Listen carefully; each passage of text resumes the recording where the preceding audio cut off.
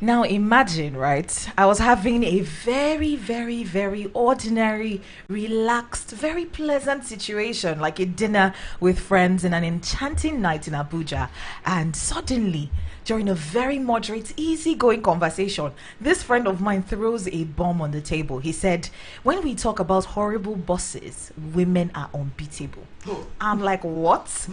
I'm like, hold up, wait a minute. That cannot be what you're saying about women. You're welcome to the Superwoman show right here on Voice of the People 96.1 FM. My name is Gesire Agua. So normally, right, we would have the Mary and Joe conversation at this time, but we decided to just chip in this Superwoman today, just so we can have a very, very important conversation. Zaza is here. Good morning. Good afternoon. Already. I'm so used to morning. I'm sorry. Good afternoon. Good afternoon. How are you holding up? I'm good. So pretty much, we'll be having a conversation today, and it's going to be about women, ensuring that we're trying as much as we can to empower the women to do what they ought to do with every single ability and capability and ginger and, I don't know, muscle that they need to push through some of the stereotypes that we have right here in the world. So my name is Gesire, and of course, you can imagine what this conversation with this friend of mine did to my mind. I would not say that we almost came to blows, but for sure, the atmosphere was tense. I was angry because why would you say that? You talk about horrible bosses, women are unbeatable. Do you know what that means? Anyway, I couldn't help but think about this topic to find a decent way out of this whole gender bias conversation, right? There might be a conversation to be had about it. So, let's put down some facts. First things first, a recent survey of 5,000 British workers indicated that 45% of female bosses could be classed as bullies, and that 71% of their victims were other women. Are you surprised? You should be. It's been observed that women in senior positions may alienate other women as well. I mean, the findings of a 2008 study from the University of Toronto reveal that women working under a sole female supervisor reported more distress and physical stress symptoms than women working under a lone male supervisor. Really, really amazing. So, many people have a lot of stories to tell. But first of all, I'd like to introduce my guest this afternoon. She travels around the world speaking publicly, coaching, mentoring women, business women, and young people around the world. She's been on TEDx. You know it in our army. Do you know what it means? So she's the host of Inspiring Living Inside Out. It's a podcast as seen on The Times, The Telegraph, and she's an internationally acclaimed entrepreneur. She is Toks Aroturi. Good afternoon. Good afternoon. Your smile can be seen from Mars. So beautiful. Good afternoon. Oh, good afternoon. Thank you for having me. So excited. And you've got a beautiful voice, Gisele. Thank you. I had a very good teacher. Ah. Trust me. So this conversation, right? I wanted to ask, have you ever had a difficult boss? A female difficult boss? Yes, I have. I was actually about to say no because I've never worked in the corporate world, but then I remembered this woman. I have had a difficult boss. But she came right after a really amazing boss I had who was female. So she replaced her and she was just nasty. But I never equated her behavior to her gender. I just saw her as a nasty person. She was she just wasn't a nice person to be around as a person. She was sneaky, underhanded, dismissive, but she happened to be my boss. So I saw it as, this is just this person. Zaza, have you ever had a difficult boss? Female, yes. Yes, I think I've had one. She wasn't. I wouldn't say she's like 100% very difficult, but because she brings in her emotions, because of the job, I feel it makes the environment look difficult or tight. Somehow, I know, of course, women make one of the best bosses, kind of, because of the way they bring in their emotions, their feelings sometimes to their job. They want to push you to the wall, but however, she wasn't so tough because I had to find a way to work with her. or else I'll get into trouble, and I don't want to be in her bad books. So I just have to just do the things or work this style. She has a particular style she wants you to work. So of course, so other persons may also have their own style. Yeah, so hard to just go through her style. What she wanted. Exactly. Okay, so if you've had a difficult boss, do let us know. You can join the conversation 0808 312 8618. Meanwhile, Tokes, what exactly do you think is the reason for having women who are difficult to work with in, the business sphere? There's a number of reasons. So the first I would say would be, let's look at the person as opposed to their gender. If people are difficult people, or they've got characters that are warped, or their personalities prickly, either due to experience or choice, and then they happen to be women, then that would be one reason, that it's just a difficult person. But I also think that often women struggle to go from wherever they stand or where they start to get to the top. And in the process of working hard and dealing with the pushback they get from a male-dominated industry or a male-dominated world, they toughen up as they go along, and it might make them a bit harsher. They might find that their good graces are ignored. They might find that their niceties are used against them. People might walk all over them, and because of that, they're like, okay, the reason why I'm being ignored or pushed to the side is because I'm so nice, now I've got to be tough.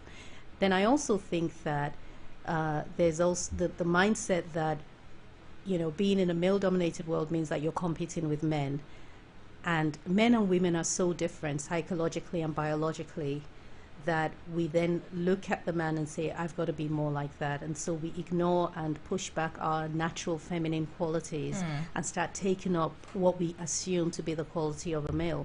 But it doesn't suit us. It's like wearing an ill-fitting dress. And then what ends up happening is you have this, dissonance in the relationship with your team, and that doesn't help. I want to look at biological, right? Because a lot of times we see women as these people who are difficult to work with, but we forget that they're very emotional. We're very, very, men and women are emotional, but we're more showing of our emotion, right?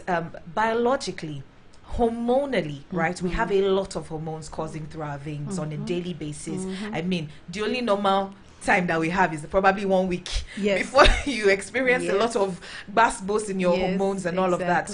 How much do you think that has to play in how difficult a lady would be in the workplace? I think that has a lot to do with it. Like you said, we emote differently from men, and where a man is very where a man would typically use logic, oftentimes we might go down the route of emotion instead. Now, emotions are not necessarily bad, but we live in a world that isn't particularly comfortable with emotions, especially if the emotions are negative.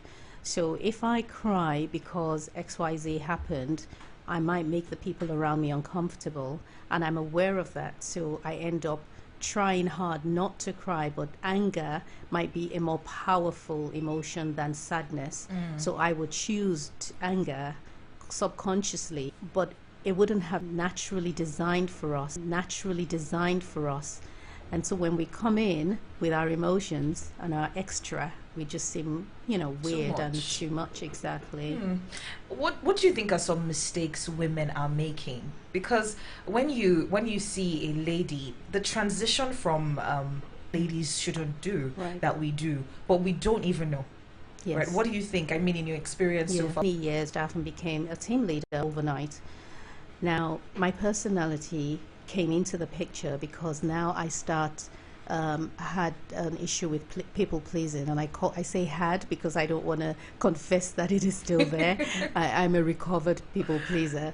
So I had an issue with people pleasing. As I reflected, that I saw that I was trying hard to be like, was more on how can I make sure that I should, and then I will have expectations of them to do the work, but then they don't need time for me to let some people go because they were not up to standard, I struggled because I was like, but they're nice and they look up to me, and this particular person comes to me with her marital problems, and if I sack them they might not like me anymore. And these were unconscious thoughts that I was having, but they were strong enough to drive my decision.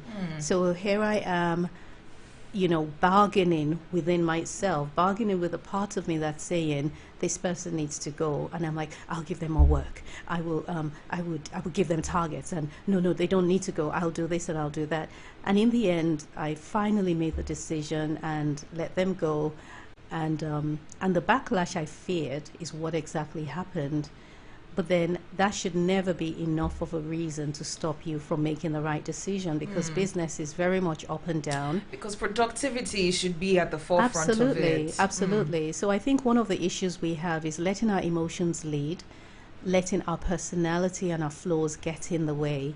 And that happens when we don't separate our person from the job or from the business, where there is no dividing line and there is no obvious gap between the two, where you don't know where talks begins and the business begins, where talks ends and the business begins.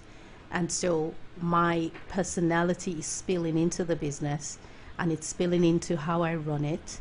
And if that's happening, it means that my emotions also don't have boundaries, and my emotions are also spilling into it, and all of the decision making is all, it's all warped and messed up.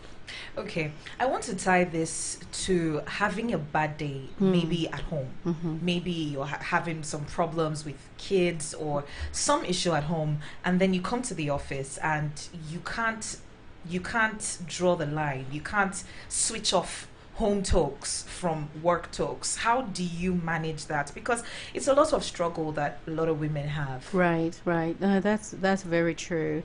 So again, another example has been, I had a period in the business where it was really the challenges of the business as opposed to fine, and I was able to separate the two to an extent. My husband bore the brunt of it, because I'll be like, you're not going to believe what happened today at work, and I would dump everything on him, and he would advise me, or when he knows to be wise, he will say, yeah, that was absolutely wrong, and then later he might say to me, well, Tokes, you shouldn't have done this, but then a member of staff said to me, Tokes, you've changed, you've become very you're just not the same person. And I knew that I had. And it was because it was what I would call, I remember somebody describing it as the acid rain dance, which is when you come away from a situation that's intense, emotional, and negative, and then you wash it in the rain so that you can go into the next situation whole without dragging it into it. And I wasn't doing that. I was just dragging one thing right into the next. But I learned that you've got to find a way to separate the two, and I use journaling as a tool to do that. So if I'm going through a situation at work or at home, so that I don't take it into the next season or the next part of my day, I actually write it down. So I write everything that I'm thinking, and by the time I'm done, I will find that much of what I have written are assumptions. So if I have an assumption about a member of staff, or if a member of staff's getting on my nerves, I will find that I've made assumptions about that member of staff and I haven't actually communicated with them. Or vice versa, even at home, I've probably extrapolated a situation at home and made it bigger than it is, and it's following me everywhere. So it's really trying to stop things in their tracks before they turn into a hot mess. Absolutely. Okay, so something I saw that really caught my attention was women being, difficult to work with other women. I saw this pros and cons. I made a pros and cons list of working with women, and on the pro side, it says women are more sympathetic. They're understanding of whatever situation that you might be in, and females are generally more approachable than a man. Looking at that, and then women have more of a creative career path than men. But looking at the cons, right? I checked out this survey where women bosses can have an unfortunate tendency to be jealous of their other staff, and then find a way to you know, Right. Pull them down. yeah, pull them down. So how do you work around that? How do you check yourself? Because jealousy is a very natural thing. Yes. It's very normal to be jealous of someone, but it's what you do with that emotion that now makes Right. it something else. Absolutely. Right. So how do you handle that?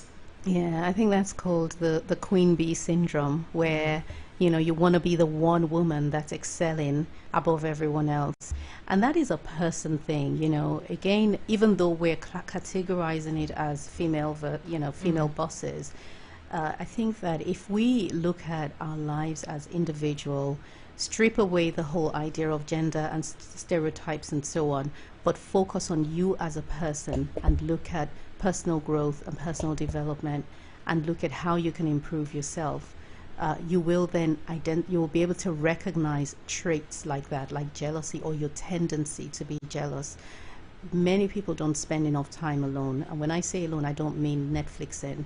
I mean a powerful question. It's a small word, incredibly powerful. Why, Tokes, do you feel a certain way when you see other businesses completely unrelated to yours? Why do you feel that something is wrong with yours? So it wasn't necessarily jealousy in towards them, because I don't actually desire what anybody else has. I desire what I want, but I just want it to grow. I just want it to thrive. I want it to do well. So when I asked myself why, it turned out that it was because I didn't think that I was enough. I didn't, and I also was so A bit of a toxic thing, and how exactly can we even handle it, and then so we can all be better? Right. I think some of it is societal expectations. So we've been, what's the word now? We have been not stereotyped. The word escapes me, but we're expected to be nurturers and to be soft and to be sweet and all of these traits. Dependence and all that. Exactly. And whereas men are expected to be the providers, to be the ambitious ones, the ones that are chasing after the whole of that happens within us, where we're like, this isn't, then something is wrong. I always think about Michael Jackson and how different he was. And because he was different, they called him weird. And we are more comfortable with patterns individuals, because then they celebrate in other women, even if you don't feel like it. It's interesting how positive vibes can hit and elevate more positive emotions. So celebrate other women when you see them winning, even if you don't feel like it. Something happened to me recently. Yeah. A friend of mine had something happen. It was a really big thing, and I immediately felt so bad. I felt a bit jealous. I felt like, oh, more, this is what I wanted For myself. and all that. This is what I wanted for myself. And immediately I felt that emotion. I sent her a message. I was like, congratulations, Good. and I'm feeling Good. so Wow. way. I'm feeling very jealous of you and all that. Wow. But I'm trying to check that so that it doesn't Wow. grow into something Yeah. else. And when she saw that message, she was just flabbergasted. Wow. She couldn't believe. I couldn't believe it, but it was something someone told me, that when you start feeling that type of way, just speak about it to the Right. person. Let the person know that this is how I'm feeling. It's not necessarily about you, but Yes, this is for this me is to me. feel Wow. a bit better. And immediately I told her that Yeah. the feeling just went away. So two things. You have just become my best friend, and I'm adopting you from her. Like whoever she is, I'm so sorry I've taken you away from her. And the second thing is that requires so much courage, and also I think that that you are not your emotions, and I think that's what it is, and that's why you were able to call out that emotion and you recognized it for what it was and identified it. Sometimes we don't know where we start and our emotions begins, and we just think it's all of it, and when the emotion is negative, we're thinking we are negative, and then we want to reject all of us, and then that causes a whole lot of other issues. So that's quite interesting. Thank And admirable. you. Thank you. All right, I think that's as much as we can take on this show. Do you have anything to say finally for your I've- wrap up?